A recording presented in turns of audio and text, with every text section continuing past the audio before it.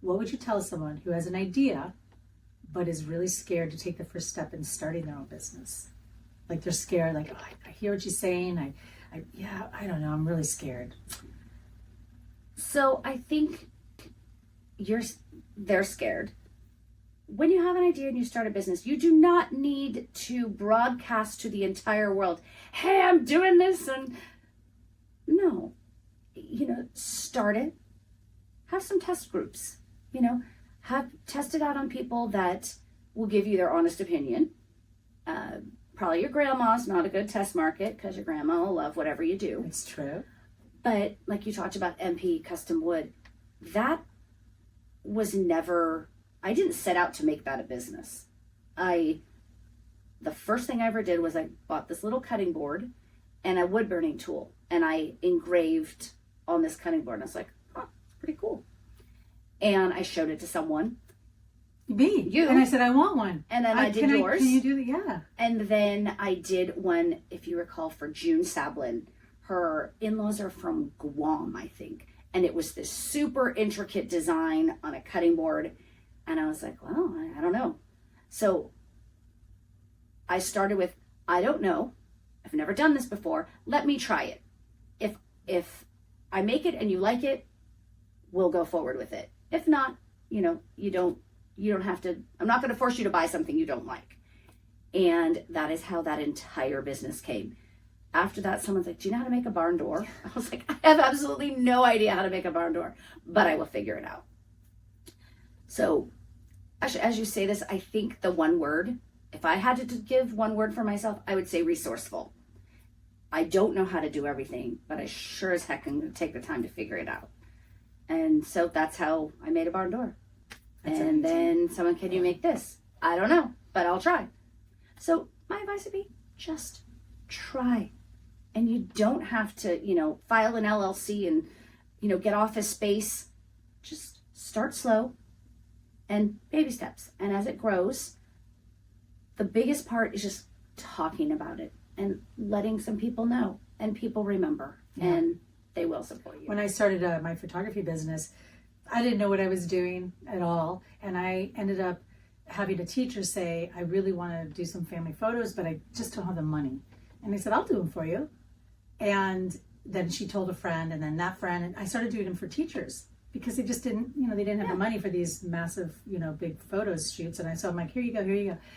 And it's funny because 10 years later, I had this moment, as we were talking about earlier, of, oh, I'm not a real photographer, oh my God, I have the worst, I'm not very good. And I had a fellow photographer friend say, I want you to go back and look at your very first photos you ever did. And I did. And I was like, I looked, I can't believe that they paid me $75 or something for it. It was like, it was awful, but they loved them. And so that's how you just start to grow and change. Yeah, you grow and you change no matter, what you're doing.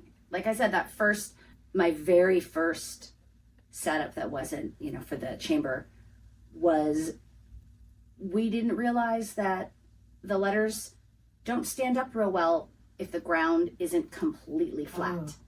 So we were like, oh crap, now you got this thing is 3 foot high and the wind was going, and I was like, oh my God. What did you do? So that one was a rough night. Like we used some sandbags. We were like using the cords. I mean, it was rigged. I mean, it looked good in the end, but it took forever to get it to a point where I felt comfortable leaving. But we realized after that, we really need to fashion something that goes on the back of these letters, like a kickstand. Yeah. So that we can weight that. And that way, if the ground is funky, you can get some stability from that. So you evolve and learn.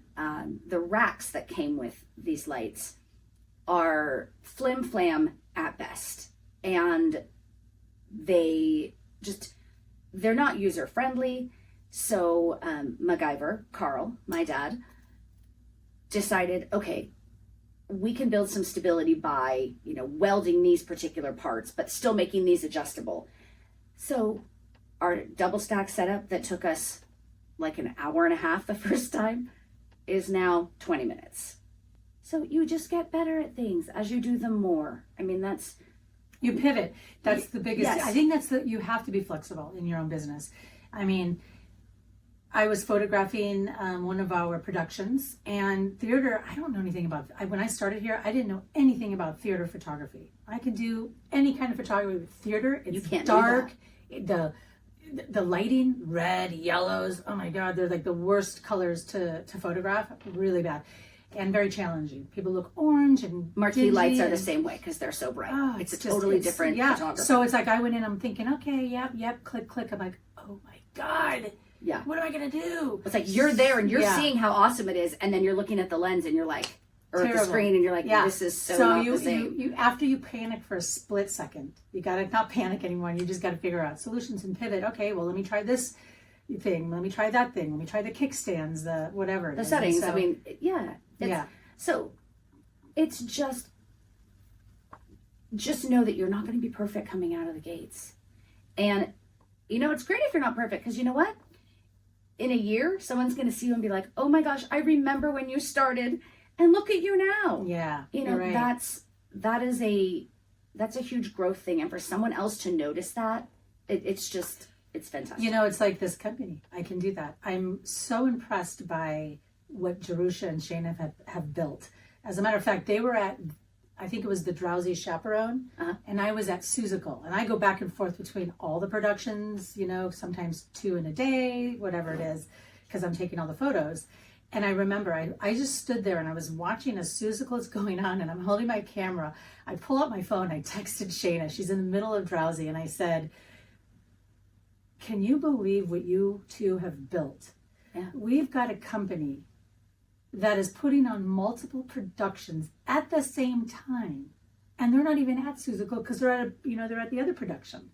But it's incredible what you start off with, and they start off with 18 students and a little tiny production. They were in the little livery show. under the chamber, Yes. like down in this tiny Right. little, kind of narrow hallway almost of a place. Exactly, and now it's like Until this thing has grown, and they've just become such an important part of our our Danville community. It's really amazing.